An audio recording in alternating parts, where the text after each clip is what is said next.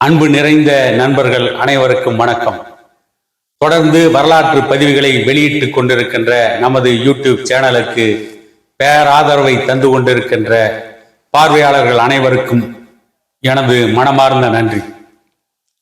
இன்றைக்கு நாம் வாதாபியை ஆண்ட இரண்டாம் புலிகேசியை கொன்று ஒழித்துவிட்டு தமிழர்களின் வெற்றி பதாகையை நிறுவிவிட்டு விஜய சம்பத்தை பறக்கவிட்டு வாதாபியை தீக்கிரையாக்கிய மாமன்னன் பல்லவகுல வேந்தன் பல்லவேந்திரன் நரசிம்ம பல்லவனை பற்றி காண இருக்கிறோம்.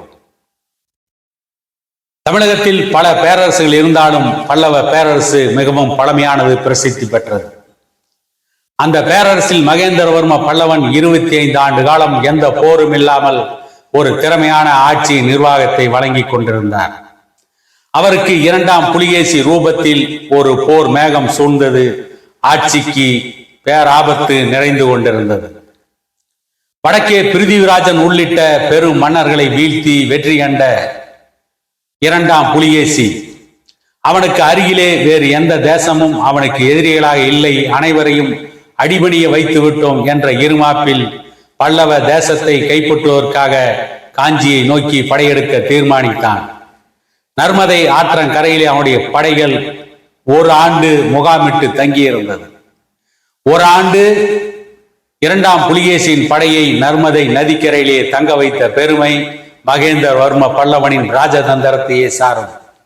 ஒரு சிறு படையையே மகேந்திரவர்ம பல்லவன் வைத்திருந்தாலும் கூட பெரும் படை இருக்கிறது, போரிலே இரண்டாம் புலிகேசிக்கு தோல்வி வந்துவிடும் என்று தன்னுடைய ராஜதந்திர நடவடிக்கையால் பல ஒற்றர்களை இவரே ஏற்பாடு செய்து இரண்டாம் புலிகேசிக்கு அப்படிப்பட்ட தகவல்களை கொடுத்து அவரை ஓராண்டு நர்மதை நதிக்கரையிலேயே முகாமிட வைத்த பெருமை மகேந்திரவர்ம பல்லவனை சாரும். அதற்கு பிறகு மகேந்திரவர்ம பல்லவனும் இரண்டாம் புலிகேசியும் சமாதானம் அடைந்து இரண்டாம் புலிகேசி மகேந்திரவர்ம பல்லவனின் அரண்மனையில் சில காலம் விருந்தினராக தங்கியிருந்து விட்டு திரும்பி செல்கின்ற பொழுது மகேந்திரவர்ம பல்லவன் தன்னை ஏமாற்றி விட்டான், போரே நடக்காமல் நம்மை ஏமாற்றிவிட்டு அவனுடைய ராஜதந்திரத்தால் நம்மை முட்டாளாக்கி விட்டான் என்று நினைத்த இரண்டாம் புலிகேசி திரும்பி போகின்ற வழியில் பல கிராமங்களை சூறையாடினான். அவனுடைய படை பல கிராமங்களுக்கும் பல வயல்களுக்கும் பல விளைநிலங்கள், அந்த விளைநிலங்களிலே இருந்த விளைச்சல்களுக்கும் தீ வைத்து கொளுத்தி கோர தாண்டவம் ஆடினார்கள். கிட்டத்தட்ட காஞ்சிபுரத்தை அடுத்து இருக்கின்ற பல பகுதிகளை தீக்கி இரையாக்கிவிட்டு சென்ற பொழுது இந்த செய்தியை பற்றி கேள்விப்பட்டு வேறொரு படையெடுப்பில் இருந்த மகேந்திரவர்ம பல்லவன், அவருடைய மகன் நரசிம்ம பல்லவனும் அவருடைய தளபதி பரஞ்சோதியும் திரண்டு வந்து இரண்டாம் புலிகேசிக்கு எதிராக, அந்த படைக்கு எதிராக போரிட்டார்கள். அந்த போரிலே மகேந்திரவர்ம பல்லவனும் வந்து இணைந்து கொண்டார். இணைந்து போரிட்ட பொழுது எங்கிருந்தோ எதிர்பாராமல் சாளுக்கிய படை வீசிய விஷக்கத்தி மகேந்திரவர்ம பல்லவனை பதம் பார்த்தது. அந்த விஷக்கத்தி பாய்ந்ததால் நீண்ட நாட்கள் உடல் நலம் குறைந்து, உடல் நலம் மெலிந்து, உடல் நலம் பாதிக்கப்பட்டு இறுதியில் மரணமடைந்தார் மகேந்திரவர்ம பல்லவன். அவர் மரணத்தின் தருவாயில் நரசிம்ம பல்லவனை அழைத்து அவரிடம் ஒரு சத்தியம் வாங்கினார். என்னுடைய காலத்தில் பல்லவ குலத்திற்கு மிகப்பெரிய அவமானம் வந்துவிட்டது, மிகப்பெரிய இழுக்கு நேர்ந்து விட்டது. அந்த அவமானத்தை துடைக்க வேண்டும், அந்த இழுக்கை இல்லாமல் செய்ய வேண்டும்.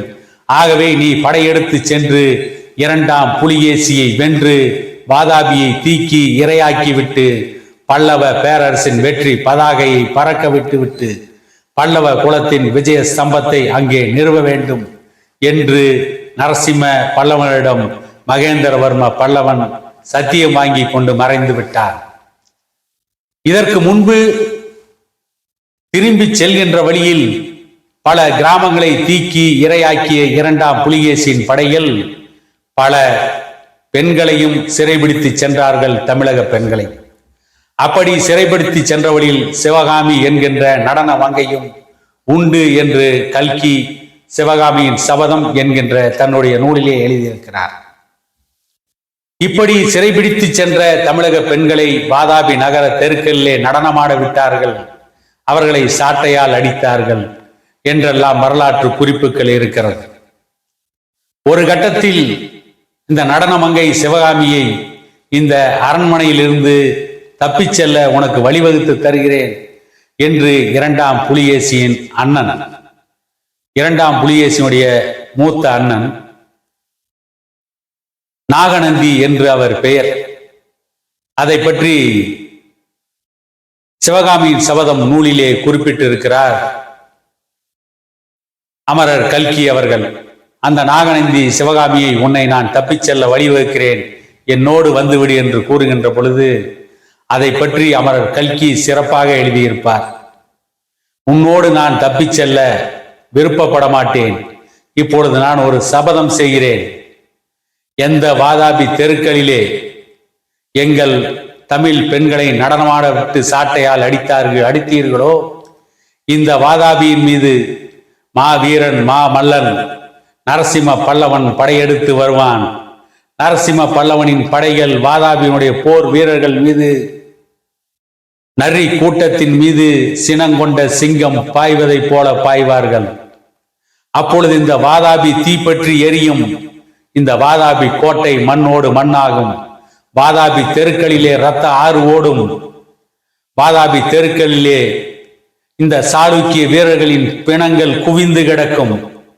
அப்பொழுது இந்த வாதாபியிலே விஜய சம்பத்தை நிறுவிவிட்டு பல்லவர்களின் வெற்றி பதாகையை பறக்க விட்டு என்னுடைய மணிக்கரம் பற்றி நரசிம்ம பல்லவன் அழைத்து செல்வார்.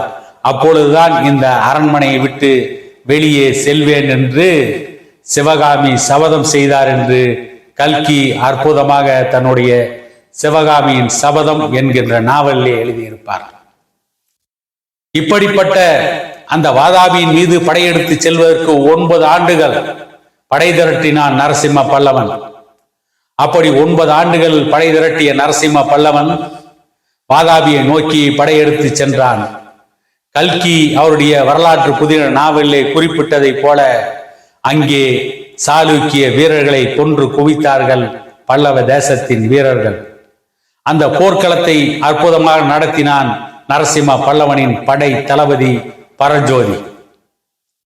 அந்த பரஞ்சோதி தான் அன்றைக்கு வாதாபியிலே இருந்த விநாயகர் சிலையை தமிழ்நாட்டிற்கு கொண்டு வந்தவர்.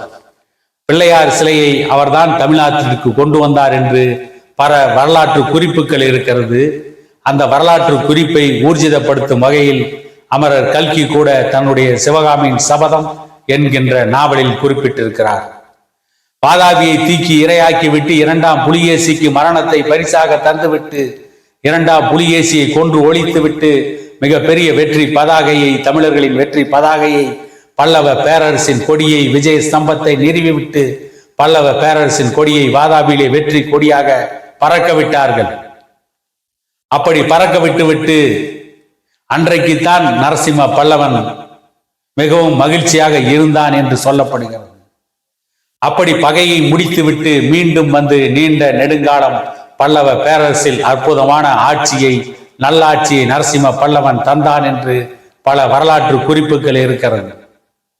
நரசிம்ம பல்லவன் வாதாபி நோக்கி படையெடுத்த நிகழ்வுதான் பின்னாளில் சோழ மன்னர்கள் ராஜேந்திர சோழனையும் ராஜராஜ சோழனையும் பல தேசங்களை நோக்கி படையெடுத்து வெற்றிகளை குவிக்க வைத்தது.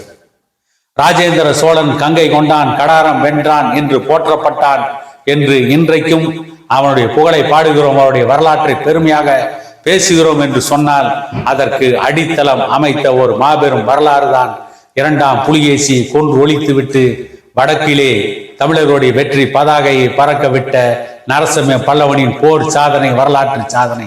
இன்று ஆசியா முழுவதும் சோழர்களின் வெற்றி பதாகையை பறக்க விட்டான், சோழர்கள் ஆட்சியை நிறுவினான் என்று ராஜேந்திர சோழன் போற்றப்படுவதற்கும், ராஜேந்திர சோழனுக்கு முன்பு ராஜராஜ சோழனுடைய அண்ணன் ஆதித்த கரிகாலன் ராஷ்டிரகூடர்களை காஞ்சியில் இருந்து விரட்டி அடித்துவிட்டு கலிங்க நாட்டை நோக்கி படையெடுக்க போகிறேன் என்று அவருடைய தாத்தாவுடன் சொன்னதாக ஒரு வரலாற்று குறிப்பு உண்டு. தெற்கே பாண்டியன் என்கின்ற ஒரு எதிரியை வைத்துக் கொண்டு வடக்கு நோக்கி படையெடுக்க வேண்டாம் என்று தடுத்து விட்டார் என்று சொல்லப்படுகிறது. இப்படி ஆதித்த கரிகாலனை வடக்கு நோக்கி படையெடுக்க வேண்டும் என்று அவருக்கு ஒரு எண்ணத்தை தூண்டிவிட்டதும் ராஜேந்திர சோழனை ஆசிய கண்டம் முழுதும் வெற்றி கொள்ள வைத்ததும் அதற்கு அடிப்படை நிகழ்வாக அமைந்ததுதான் வாதாபியை தீக்கி இரையாக்கிவிட்டு இரண்டாம் புலிகேசியை நரசிம்ம பல்லவன் கொன்று ஒழித்துவிட்டு வாதாபியில் தமிழர்களின் வெற்றி பதாகையை பறக்கவிட்ட அந்த வரலாற்று நிகழ்வுதான் அடித்தளம் அமைத்தது என கூறிக்கொண்டு இன்னொரு வரலாற்று பதிவில் மீண்டும் உங்களை சந்திப்போம் என்று கூறி விடை பெறுகிறேன்.